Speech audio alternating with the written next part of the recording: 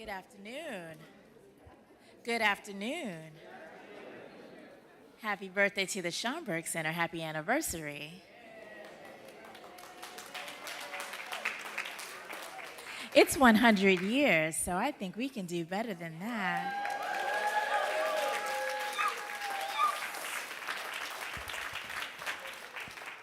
I'll just say, just a point, that it's 100 years in basically this footprint, right, between 135th Street Library up to Lenox Avenue. And that is an incredible feat for an institution to still hold on to the space that they've been in for that long. So let's give that a round of applause. Well, I'm going to turn over this fireside chat to two incredible guests. As people come into the Schomburg Center and to the Langston Hughes lobby, they always marvel at the cosmogram, and we always start to tell them the story of the image of Dr. Maya Angelou and Amiri Baraka dancing. And so for the centennial, we absolutely had to put the photo in the space because everybody knows how incredible it is. And that photo was taken by Chester Higgins, who is on our stage tonight. And he is joined by former Schomburg staff member Nasha Lindo, who was here at that particular point. So they're going to give us a little behind the scenes. Yes, give her a round of applause. They're going to give us a behind the scenes look at how that moment even came to be. Chester will tell us about the photo. And it'll be a 30-minute fireside chat, so we will not have Q&A, but please enjoy the conversation, and you'll be able to chat a little bit more as we end this portion of the day. Thank you all so much for joining us. Please give them another round of applause.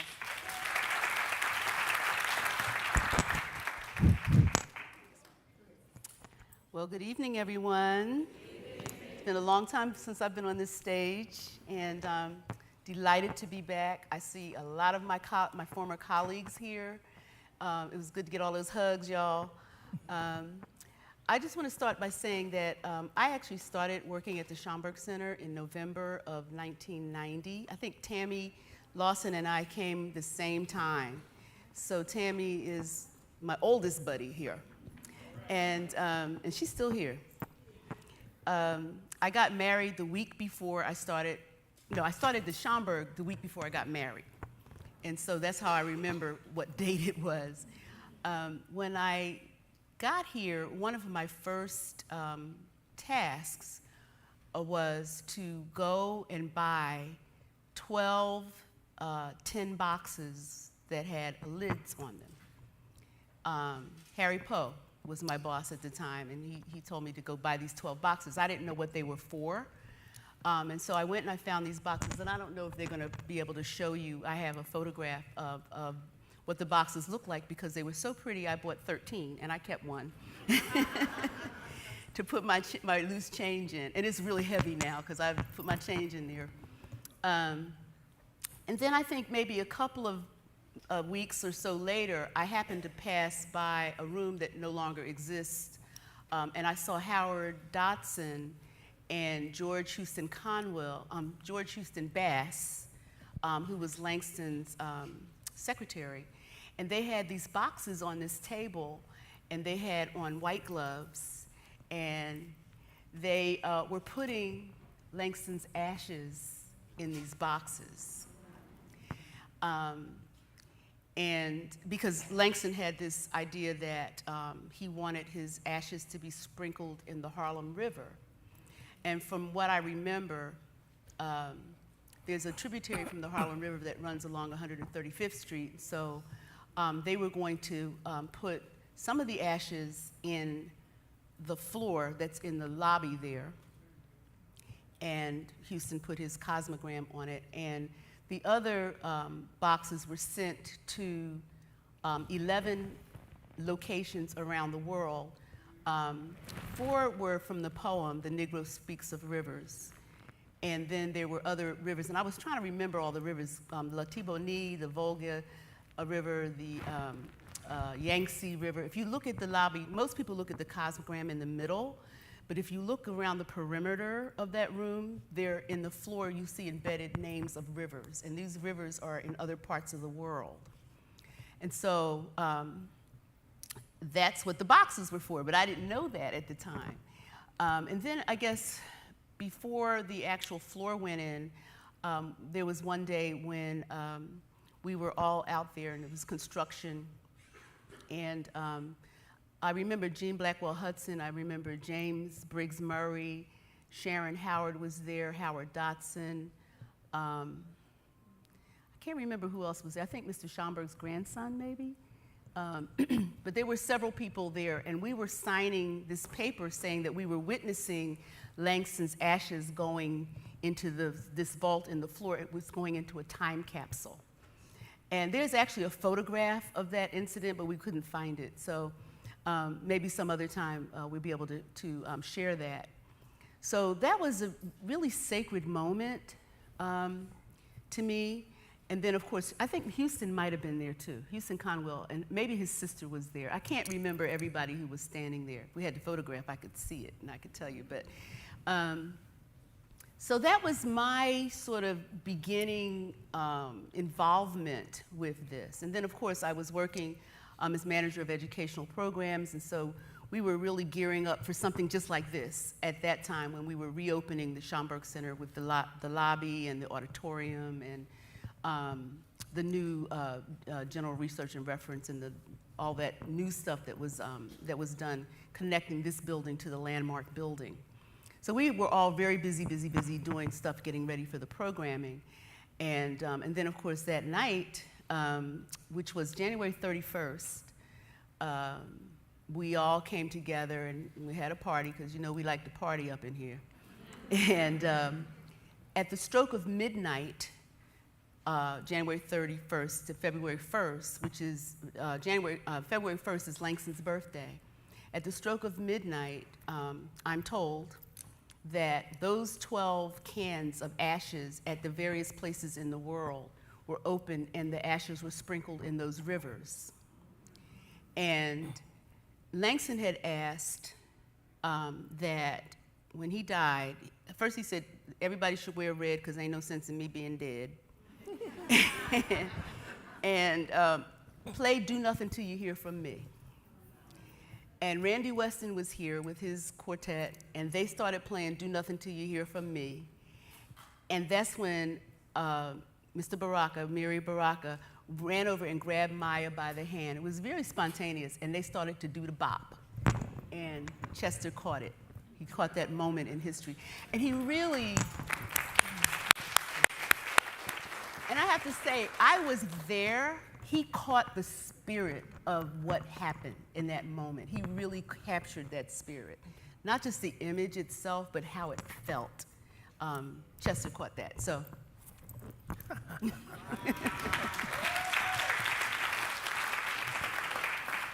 Thank you very much. My name is Chester Higgins. I'm a photographer. And I've been in love with the Schomburg since I arrived in New York with Gene Hudson, doing research on some of my projects and what have you. At Tuskegee, I came into, well, my mother, who's a school teacher, and her friends introduced all the black poets to us as we were growing up in segregated schools. And Tuskegee discontinued, so here in New York, I wanted to, so I've been raised by race-conscious people, so that being attracted to the Schomburg was a natural sort of anchor, and keeping up with what was going on up here, I wanted to make sure that that message and that reality was reflected in the New York Times, where I was a staff photographer for 38 years. And that afternoon, I called Howard, and we had been talking, he told me what was gonna happen. And so I shot up to try to make it in time to get it into the paper. I think we missed the first edition, but we got the second and third. And could I see the contact sheet? The other pictures that I had made before, this is the last one, just before, and when I made this picture, I knew it was time to go and rush back to the office. But there's a contact sheet that sort of shows you who else was here. And Toni Morrison was here, what was going on. But for me, those pictures really didn't capture the kind of energy and spirit that, here it is. So here's a contact sheet showing the cosmogram from above, Toni Morrison speaking, and libation being poured. And after that, Randy Weston struck up his music and the dance began. And that sort of pulled it together for me as a photograph, because it was great getting, and they wrote 1, 2, 3 of what was the different elements of the evening, but those elements in and of themselves didn't say the whole evening to me, whereas when the dance came up, it was that. And then I rushed back and I made a caption that Maya and Amiri talked about the next day. Was saying it was totally inaccurate, because my caption was that they were dancing over the ashes as a sign of African respect. And I said that because I've lived in Africa since 1970. I spend my summers in Africa, so that I'm going to African religious and burial ceremonies. I just sort of confused the two, so it wasn't a real problem. But they talked to each other and they said, "Well, is that what you were doing?" And I said, "No, I was doing jitterbug." So the jitterbug is African. Yeah, well, so it worked out.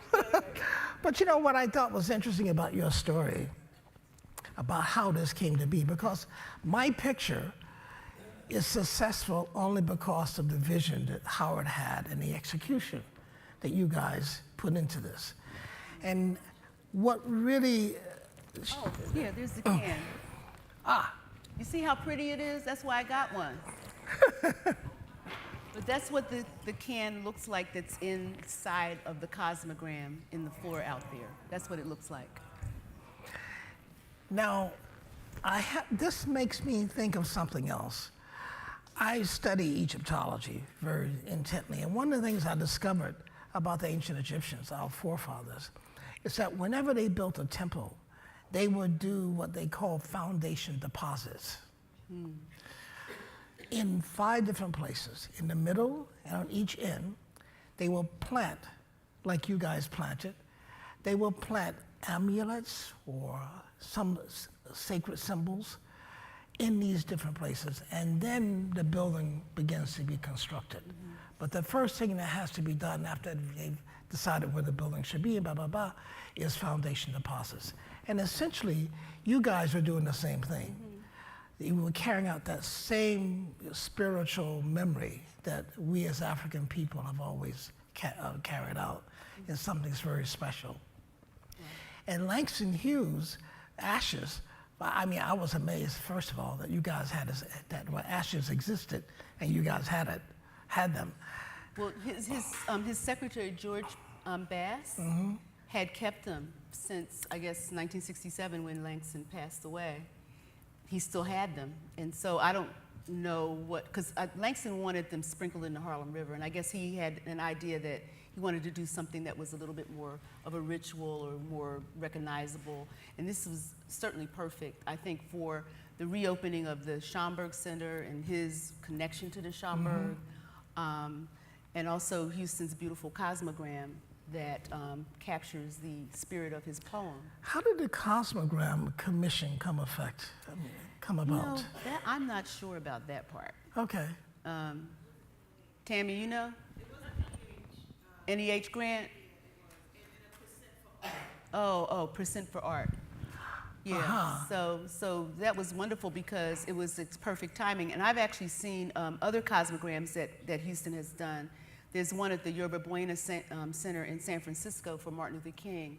And there's another one I saw somewhere, I don't remember where that was, but of course it embodies that whole African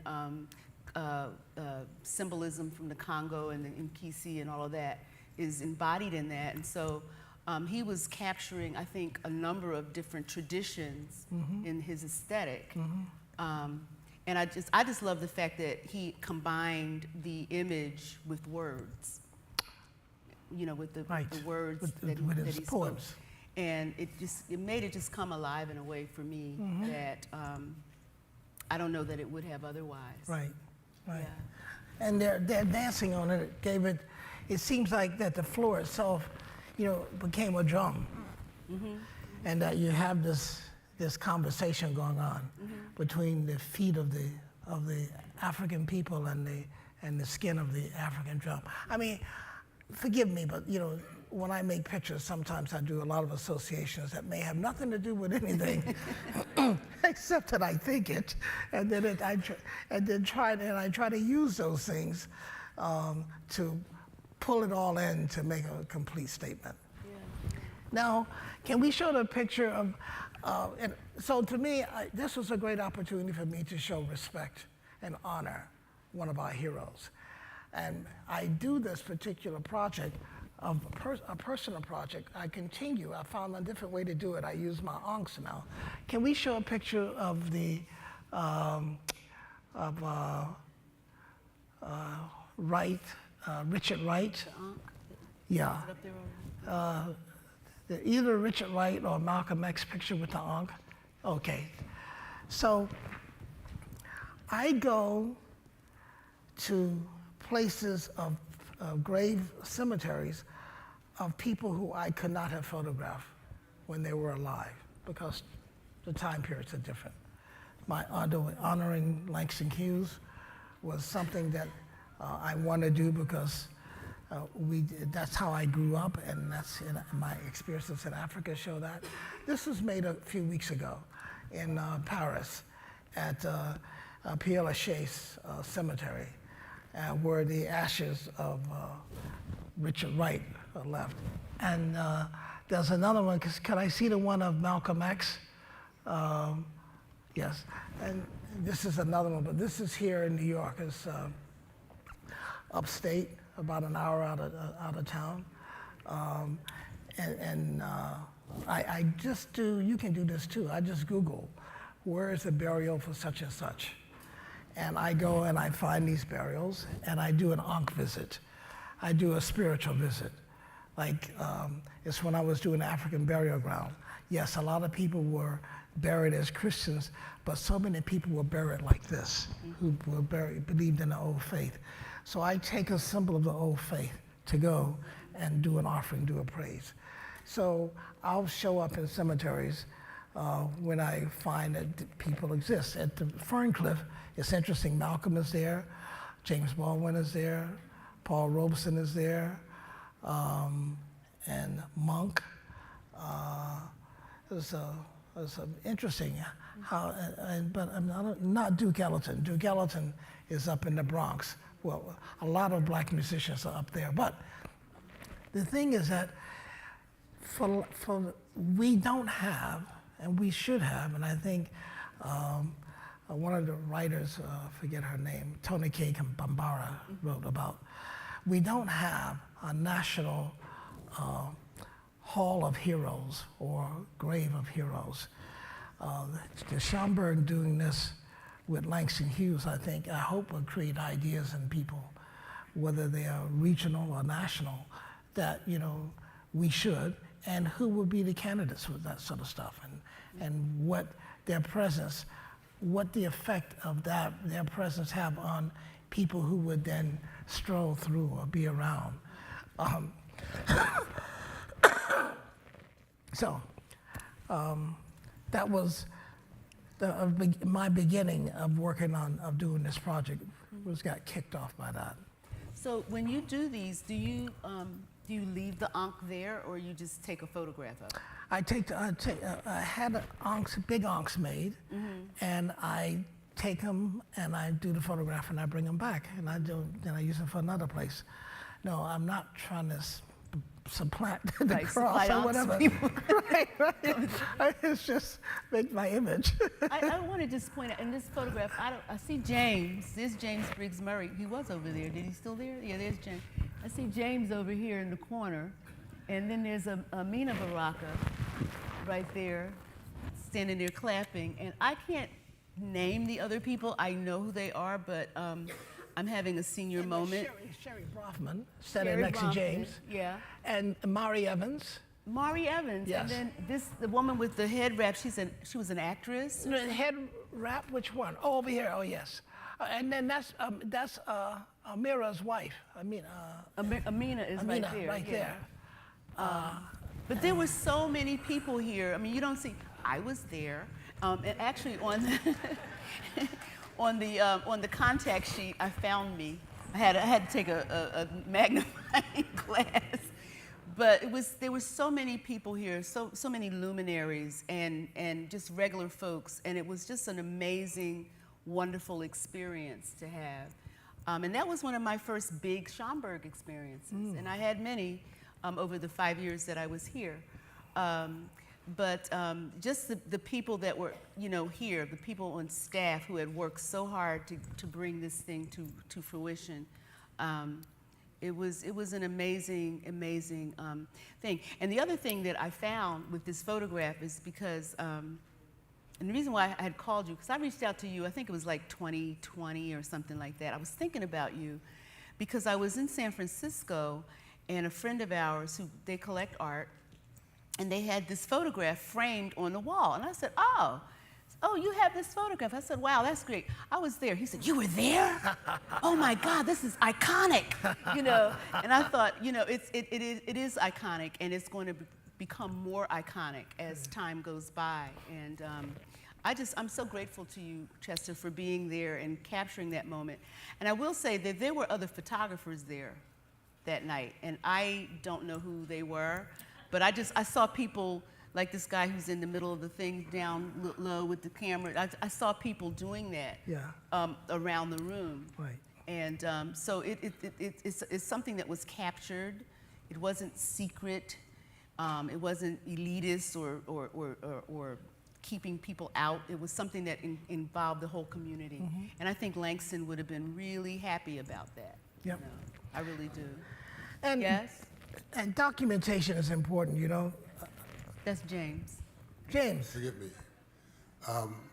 Just to add something to that historical perspective, Amiri was standing right next to me, and we were talking about a few things when the music started. And he said, I feel like dancing. And I said, why don't you? And he said, that would be disrespecting Langston. I said, no, you know Langston. Langston would have loved it. Wherever he is, he would love that moment. He said, okay, I'm going to do that. And that's when he went over to Maya and brought Maya to the middle of the floor, and they did the jitterbug. All right. That is precisely what happened.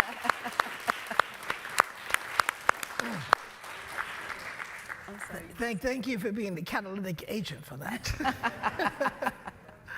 But yes, documentation is very important, and whatever we do, the fact that one decides to document is a testimony to what you think is important. Right. And in photography, it may not be fair to say to writers or a room full of writers, but unless there is a photograph of it happening, over time, it never existed.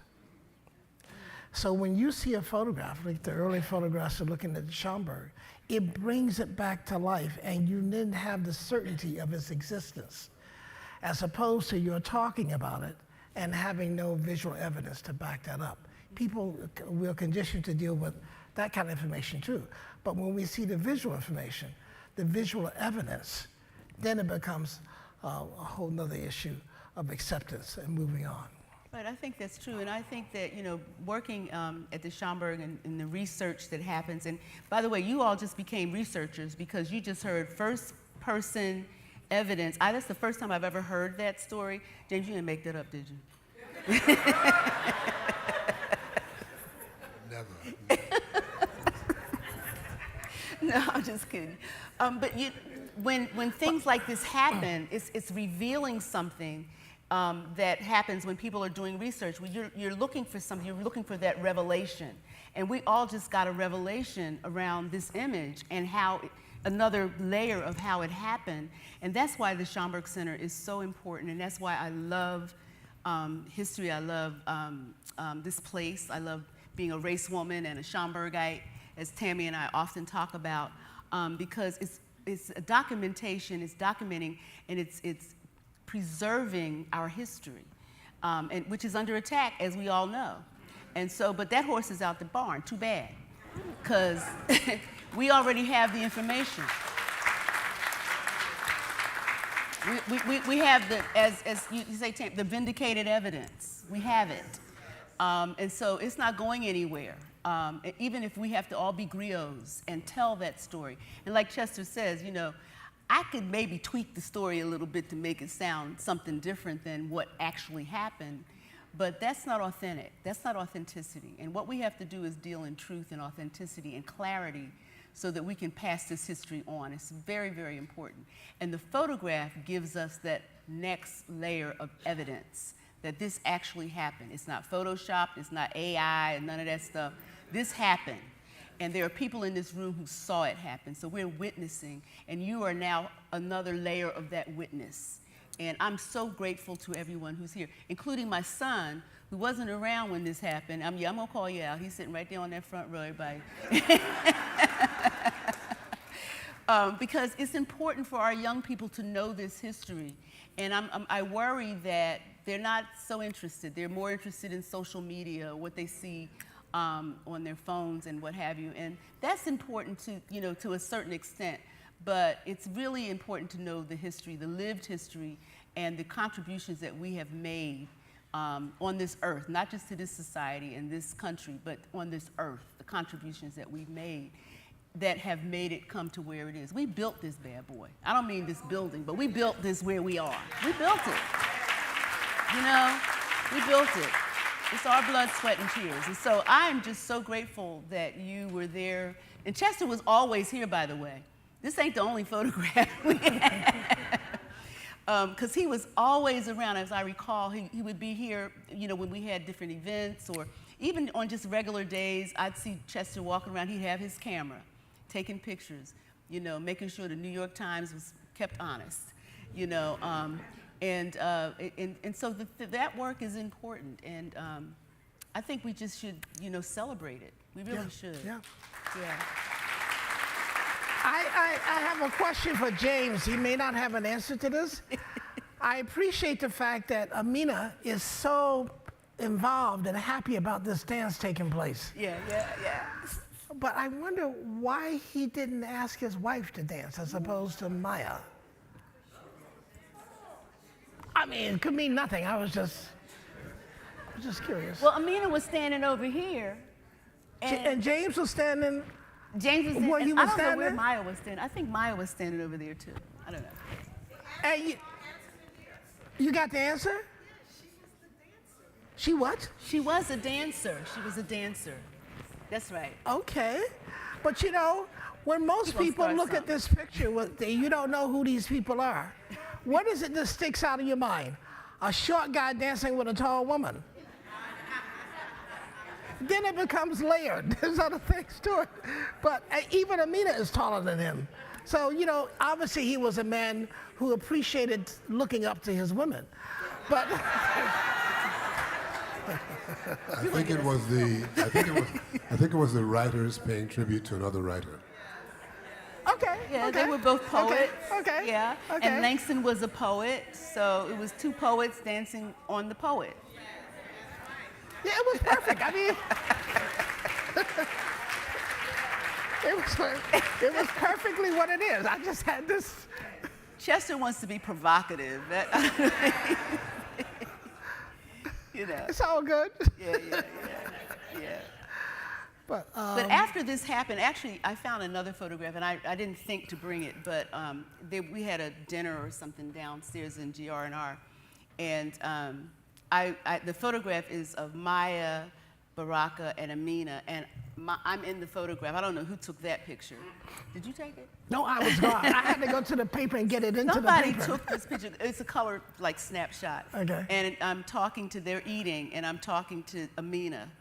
And I don't know what she asked me, but I said, girl, something like that. And that's what's in the photograph.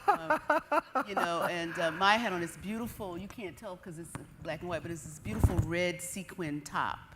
And in the photograph that I saw, you can, it's in color. So I said, oh, I remember now, she had on a red top, because I couldn't remember what I had on. And I was trying to find me in those photographs. So when I saw me, I said, oh, that's me right there. Oh, did they come? Was it in my contact sheet? Yep. Oh, okay. Yep, Good. yep. Good. So, Good. yeah, See, so- unless there's a picture of it, it never happened. Well, thank you so much for that incredible conversation. I feel like Chester was about to get us all in trouble, being provocative. But you now have heard the story from two people who were there. So now you can carry that with you. You've also diminished some myths that we had about sort of what was happening underneath the cosmogram, what the ashes are actually in, and it's a beautiful 10, so thank you for bringing that. With that said, we're gonna have a celebration later. So if you have RSVP'd for that event, we hope to see you soon, but the building will close now. We want to thank you all for enjoying this day, celebrating our 100th anniversary. We appreciate you so much. We are not able to do anything that we do without you here. I believe it was Nasha who said we might have to all become griots if necessary, and that is what we are trying to instill in folks here, right? So sometimes the libraries can't be physically moved, but we could be the ones who are carrying the libraries within us, right, and the archives with us. So thank you all for helping to do that. You all have an incredible evening. Of course, visit our website if you want to know more about our upcoming 100th anniversary programming.